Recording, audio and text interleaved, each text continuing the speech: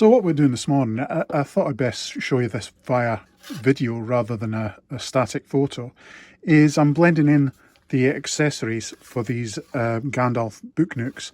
That's these bits here of the model, the hands, and in this particular case, the pipe, and adding them onto the book nook.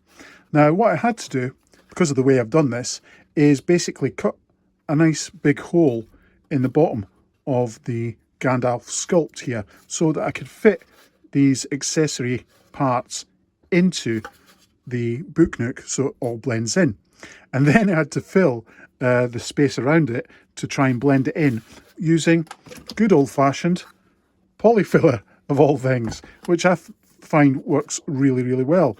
So what I'm just doing up now is just cleaning up the area around where I've cut the hole and joined the hand to the box, and getting in there and smoothing out the polyfiller so that it's a nice smooth blend, and hopefully at the end of it you won't be able to tell it's two parts. It'll look like a one-part piece. You can see where I've joined bits of this model together already using putty here just to smooth anything out, and hopefully that'll become invisible when I eventually apply the primer paint and then the final coat. But I've got to get in all these little areas here around where I've done the join with the hand and just sand it down smooth. And so that's this morning's little job. And as I say, I've got to do the same thing with the smoking Gandalf. Again, just in the midst, you can see actually if I pull, I'll get rid of these pipe stem here, take that out. This hand hasn't been joined in properly yet, and you can still see the big cavity there where I've kind of like inserting the hand bit of the model into the box part here. You can see there's a nice big hole all the way around here where I've inserted the hand, and that's what I'll be filling with polyfiller and then smoothing it out as I've done with this version of the Gandalf book nook.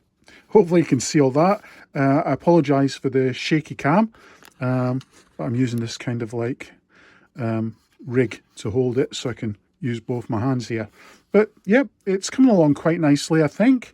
And if I can manage to smooth out this polyfiller here, and this particular one, I'll be adding, of course, the moth.